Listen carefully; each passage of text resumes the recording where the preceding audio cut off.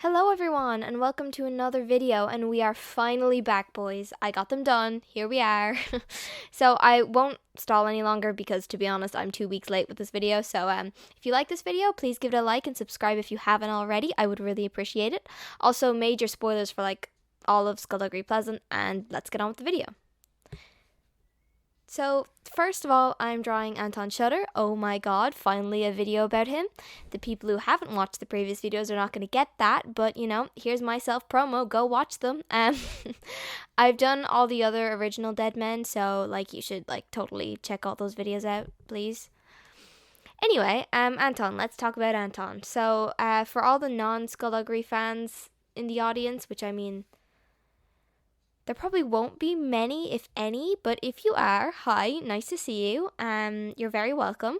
Anyway, for you guys, Anton is a gist user. Basically, he has this monster inside of his chest that's just made out of all his negative emotions, and he can just let it burst out and murder a bunch of people. But he has to be careful because you can't really control a gist, and we see that later in the series, the Temper's gist fusing with him, and pretty much now he's a half monster boy, and I love Temper so much, you've no idea. I mean it. No one loves that man like I do, and no one loves his relationship with Carrie as much as I do. But this video is not about him. Sorry, I'll stop with that. Yeah, okay.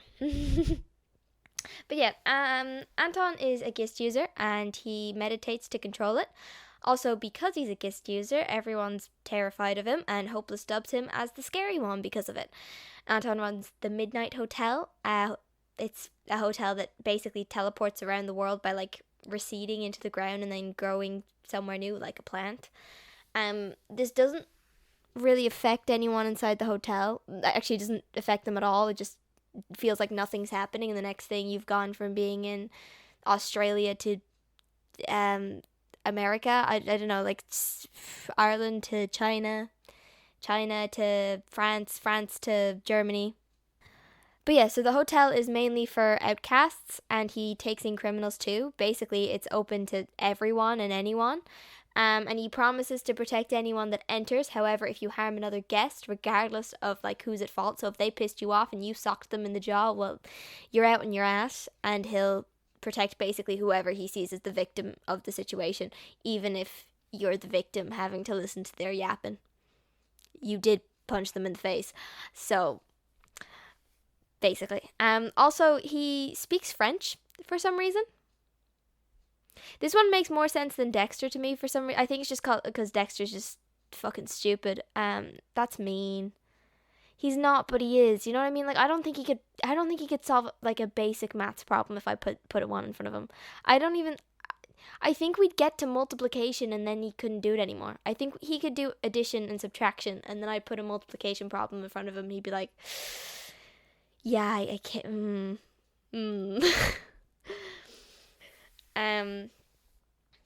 Yeah, but I don't know. Why do these two, just these two specifically speak French? I mean, listen, they do travel the most from what I can tell out of all of the Deadmen, but why French specifically? I don't know. I think it's very specific that both of them speak French. No? Okay, I'll move on. Also, something that I only noticed recently is that they named the entrance to Roarhaven Shutter's Gate after him, which makes me sad. Because for those of you who don't know, Anton got the being a woman and speaking your mind in the ye old days treatment, and unfortunately his head and his body divorced. Which is entirely Ravel's fault, by the way. So yeah, fuck you, Ravel. You have a fuck-ass haircut. Sorry. I talked about that haircut far too much in a previous video, and I'm not talking about it again. But me and that haircut, I'm more angry at the haircut than I am at Ravel. And he killed two of my favorite characters, so, at least, Anton was wearing Ghastly's protective clothing, and the cleaver just happened to find the weak spot, the neck, which I'm assuming, I know it said, he hit him, did it say that was the weak spot, or was he just not wearing clothing? That he hit him in the neck, where there was either no clothing or a weak spot in the clothing, and his head came off. Basically. But at least he was wearing the clothing that Ghastly made, unlike, who didn't wear it again? Ghastly? Ghastly didn't wear the clothing that he made? Sorry. Yeah, no, that'll never not make me mad. I'm so angry. You make the clothing. The guy that doesn't make the clothing, your friend who is standing right beside you is wearing it, and you're not? And you make it? Listen, I think he was wearing his elder's robe, but wear it underneath the elder's robe. You know, or even better yet, didn't he line the elder's robe because it was like itchy? Why didn't you line it with the protective stuff? Hello? Make it make sense? Anyway, sorry. Anyway, design-wise, I wanted to give him like a massive chest scar because I think all GIST users would have one and should have one. I mean, I'm sorry, listen, if that thing coming out of their chest is ripping their shirt, if they have one on, I mean, I know obviously Anton's smart and he wears button-up so that he can just unbutton it and then button it again. But I think if it bursts through the shirt, it has to create some damage. I think it auto heals because it's a monster and it doesn't want to die, obviously. Because when the GIST user dies, the GIST also dies, that sort of thing. So it heals itself, but when it heals, it leaves a scar, in my opinion. And it hurts the first few times you do it until you kind of get used to it, definitely. But I had no idea, like, how to make the scar look. I don't know if you know anyone who's had a massive monster burst out of their chest and then go back in. If you have, hit me up. I would love to see what that scar looks like, because I don't know, I'm struggling here. What I tried to do is kind of like layer a bunch of different kinds of scars, so it kind of looks like the GIST has like both like burst out like multiple times. And also I kind of wanted to make it look like the GIST was trying to like claw at his chest to stay out when Anton tries to retract it. I don't know though, I obviously didn't know how to draw a scar this big either. I only ever draw like smaller scars. So it looks kind of stupid, but I gave up, so. Also, I love how Anton's like, my discipline will like rip a shirt I'm wearing if I wear like a regular shirt, so I wear button-ups. And Dexter's like, oh, I got like a little bit of sweat on this shirt, so I took it off.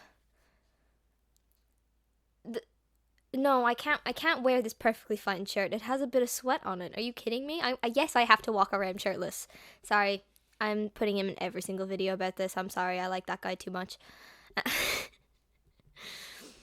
As for like childhood, because I'm trying to draw them as like kids as well in these, because a lot of them are going to get second iterations. I don't think Anton will, unless he shows up in newer books. I mean, I'm not ruling that out yet. If he does, great, but I don't think he will. So maybe I'll draw Ghost him. He does show up as like a apparition at one stage, I guess, to trick Skullduggery. It's not actually him, but like, maybe.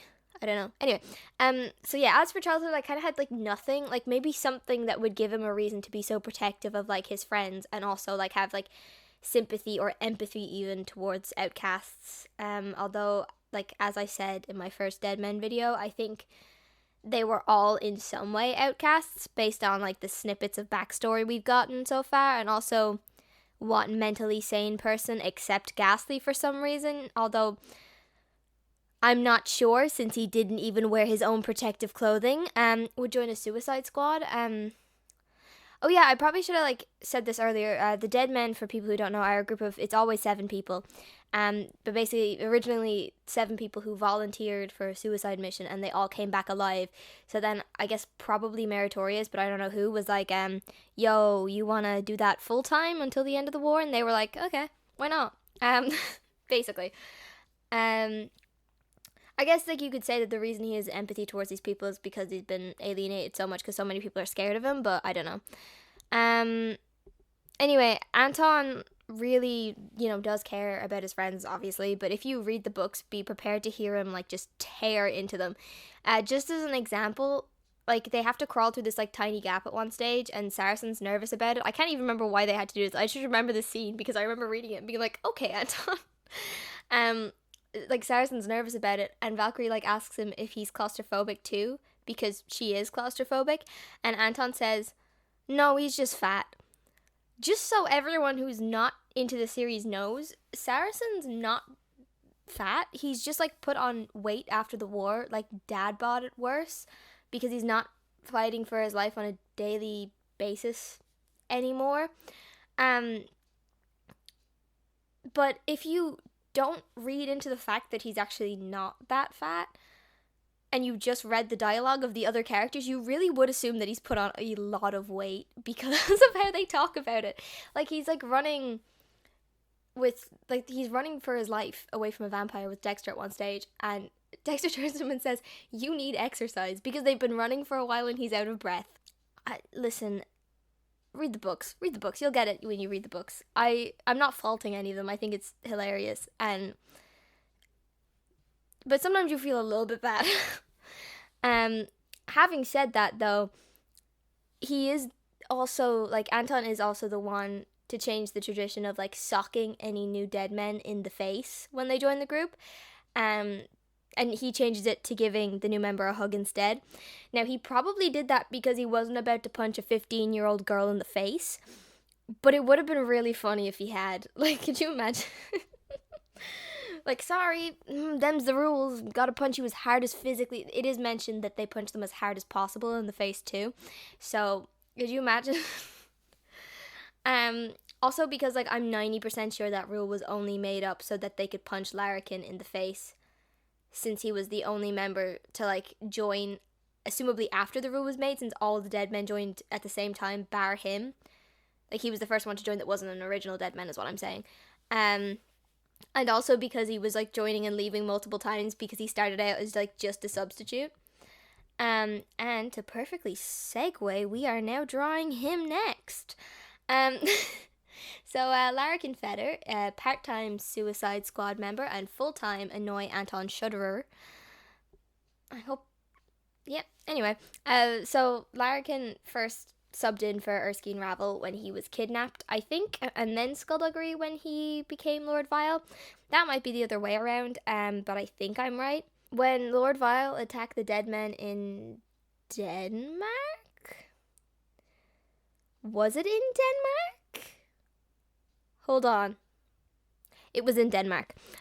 Jesus, if I could remember Irish as well as I could remember this, I'd be so set.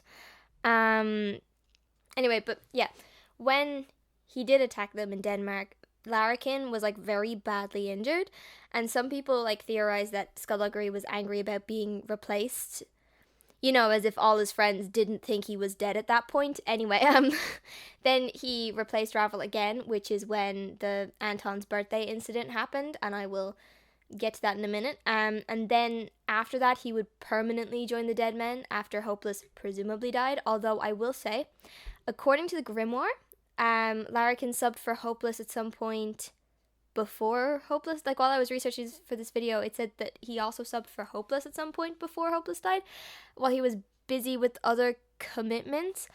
That might have been a typo, and it maybe was supposed to be Skullduggery. But it does feed my Hopeless is alive theory, so I'm taking it. It's canon now. Sorry. Anyway, all in all, that means Larrikin was socked in the jaw at least 4 times, maybe 5 times, by 6 different men every time, meaning he was punched a minimum of 24 times. Do we think Ravel and Skullduggery were, like, punched when they came back, or was their membership, like, not revoked? I mean, it would be really funny if they were like, "Oh my god, Skullduggery, you're alive," and then they just, like, decked him in the jaw, you know? Or like, Ravel, it's great that you're okay, and then, you know? Hope that wasn't too loud. I punched my hand. Anyway, Anton's birthday. Let's talk about that. So I did have to, like, research this one, so it's a little bit more detailed. I didn't remember it that well. I'm not that obsessed. Okay? So, okay. Imagine it's France, 1850, and the Deadmen have been huddling in a hole with practically no food for 3 days. And suddenly, without warning, Larrikin decides it's Anton's birthday and starts singing and insisting they have cake. Keep in mind, the enemy could be on them in, like, a second. So, you know, obviously everyone's either like, "Oh fuck, Larrikin's gone loopy from the lack of food," or "This fucking idiot, he's gonna get us killed." Anton falls into the latter of these two, so when Larrikin goes to give him a birthday hug, yep, he silently, silently is a direct quote, wrestled him into a chokehold, and then, so, you know, all the other dead men are now trying not to laugh, because they're not trying to be the next one in a chokehold, until Larrikin reached into his pocket and pulls out a crushed bun, stuck a candle in it, and held it out to Anton. Like, bro, you were like withholding that food? Yeah? Okay, and then I think they split the bun. I'm not sure if they did, but I think they did split the bun among them. But anyway, apparently that was the only time anyone ever saw Anton smile while on a mission. So, also, side note, in case it wasn't obvious, it wasn't Anton's birthday. We don't know when Anton's birthday is. Larrikin just decided it was that day. Also, Larrikin apparently also used to like whisper random shit in Anton's ear during missions, and we never found out what he was whispering, leading to numerous fanfics. I mean, what did you expect, considering Anton has exclusively dated men in this series? Actually, I think he left his hotel to his ex that he used to run it with. Don't fact check me on that, because I could be wrong. Oh yeah, also, I forgot to mention this in Anton's bit, but Anton has I think it's a shotgun. And he named it Daisy, and I think that's amazing. So, anyway, because of the, like, Anton birthday situation, though, I kind of decided that Kid Larrikin was raised by a baker, because I said so. That's all I came up with, though. You guys are going to have to come up with the rest yourselves. Anyway, design-wise, although we've never gotten a physical description, it is considered sacrilege by the fandom to not make him ginger. So I did. And I made him look like more dense than a pound cake. I gave him freckles, and then I caved and gave him a tooth gap. Sorry, I had to. Ravel can just be jealous that he rocks it, because if you haven't seen my previous video, I gave child Ravel a tooth gap, but didn't give adult him a tooth gap, because I've decided that he got rid of it. Because he's a... I can't think of a word. He's, Yep. Anyway, now to depress everyone, Larrikin was killed in Wales in... Okay, according to the wiki, I haven't found these years in the grimoire or in any book, so take this with a grain of salt, but the wiki's usually correct because this entire fandom is insane, including myself. But according to the wiki, he was killed in Wales in either late 1928 or early 1929. Again, take it with a grain of salt. I didn't find it. I looked for it in the grimoire. I wasn't going to go search through every single book, but I might have missed it because I did just skim through the grimoire today to try write the script. Because basically he shoved Dexter out of the way of Sir Pine's like red right hand blast thing and died screaming. And Dexter has apparently never forgotten his dying screams, which is always fun. Then the war like ended only like a few months later, and like the Deadmen disbanded after the war ended, meaning he wasn't replaced until they got the band back together, and Valkyrie replaced him in like 2013, I think. I say, yeah, I'm not obsessed, and then I say the year Valkyrie joined. In my defense, I know the series started in 2007 when I was born, so it's very easy for me to remember that. So it's easy for me to do like the math of when things happened, because I was born in 2007 and the series started in 2007. So it's easy for me. So I'm technically I'm not that obsessed. See? I think the series did start in 2007, isn't it? Anyway, whatever. It's fine. Anyway, in another perfect segue, we are going to be drawing Valkyrie next, and I forgot she has a dimple, but I can't do anything about that now. I say as if I couldn't just add a little line into the drawing. So obviously, like, being the main character of the book series, there's, like, far too much to talk about. Also, she starts off as a kid in the series, so I'll be doing adult Valkyrie as well and talking about her more later, but, I'm actually not going to talk about the series all that much in this, because obviously like a lot of her stuff is just the plot of the series because she's the main character, but I will be talking a little bit about stuff, but you know, still spoilers for the whole video, obviously. But anyway, Valkyrie Kane was the first female Deadman, I think. Yes, she was. Yes. But she was also 15, I think. Yeah, listen, right? The people in this series aren't all that responsible. She might have been 17. or 16. She's 15, 16, 17, okay? They're not all that responsible, namely Skullduggery. I mean, he pulls the I'm not getting a 12-year-old involved in anything dangerous for 2 seconds, and then she's like, pretty please, and he's like, okay, get in the Bentley, right? And then, I mean, the other dead men are like, dude, you can't endanger a 15-year-old just because your wife and child died and you befriended her uncle and then he died too. That's not how this works. Again, for like 2 seconds, and then like literally 3 seconds after meeting her and kind of being a bit skeptical on why we're bringing a kid into like dangerous situations, they're like, holy shit, this kid's cool. And then Dexter's like, kill the kid. Which, okay, listen. I think that's really funny considering Dexter, like, before that is like one of the most don't hurt kids out of all of them. Important note though, he said that after it was revealed that she'd probably destroy the world, and it was also like a last resort suggestion, but I think it's really funny how he was just like, okay, listen, we could go. He was right, by the way, but like I think it was really funny how he could like, you know, like he was like, you know, listen, instead of like risking the entire world, how about we just kill a child just this once, you know? And no one listened to him, and then a bunch of bad stuff happened. I mean, admittedly, I know Valkyrie would be dead and I don't want her to die, but he was kind of right. And you know, listen, he's stupid, but he was right. he was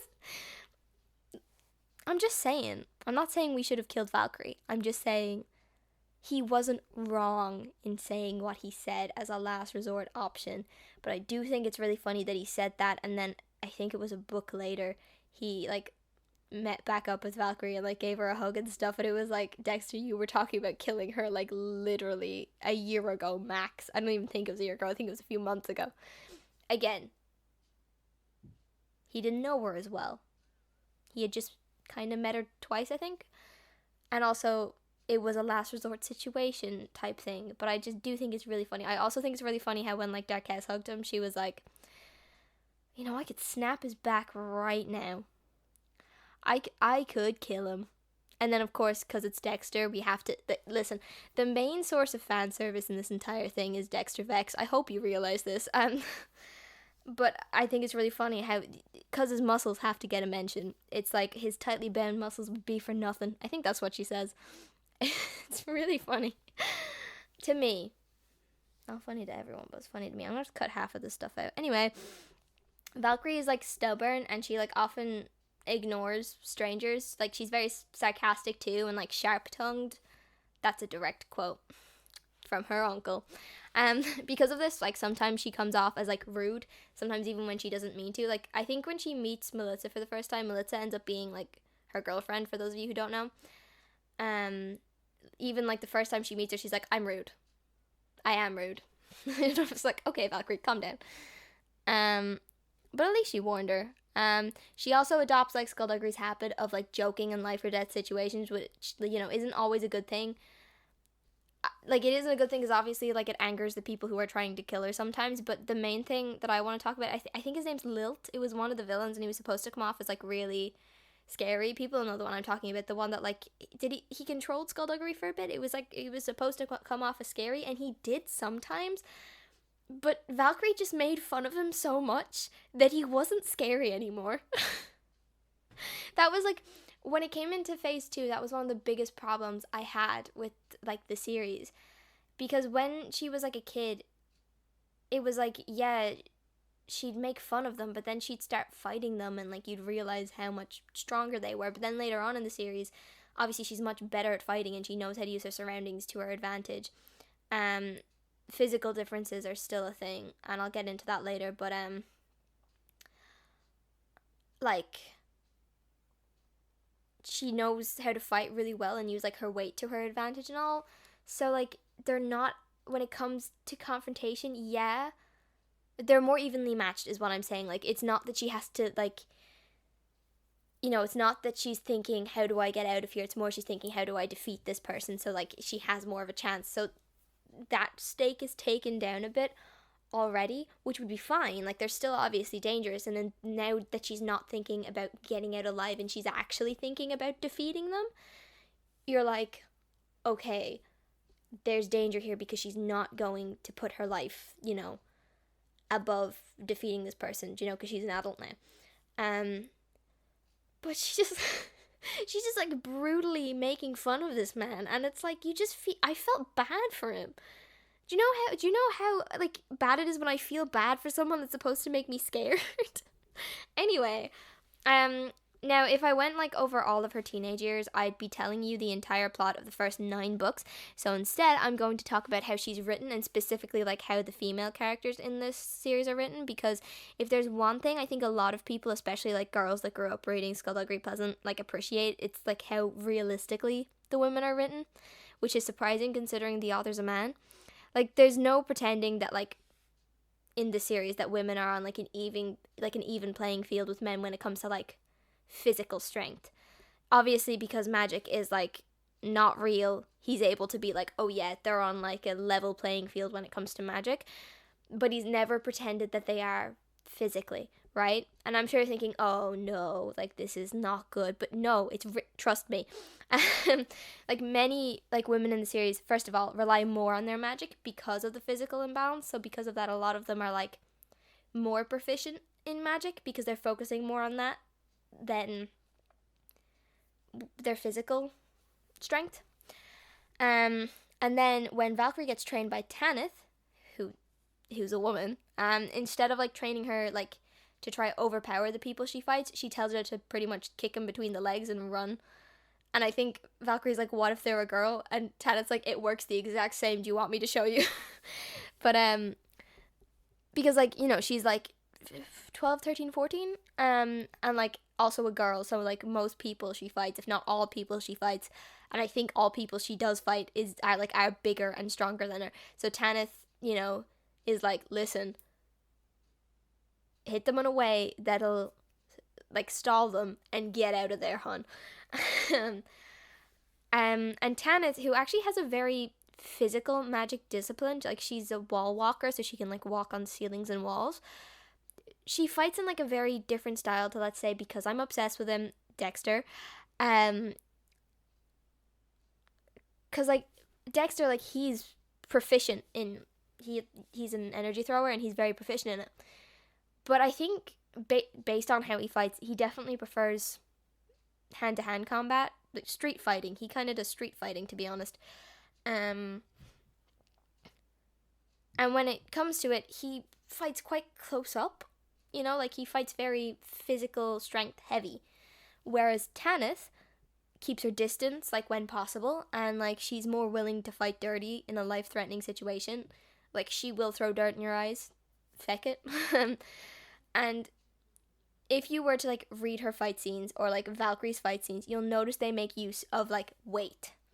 Like rather than relying on physical strength, they use both like their own body weight and their opponents to like gain an advantage. And they also use their surroundings more than like the men in the series. Something I just picked up while I was reading the series and I really appreciate in it as well.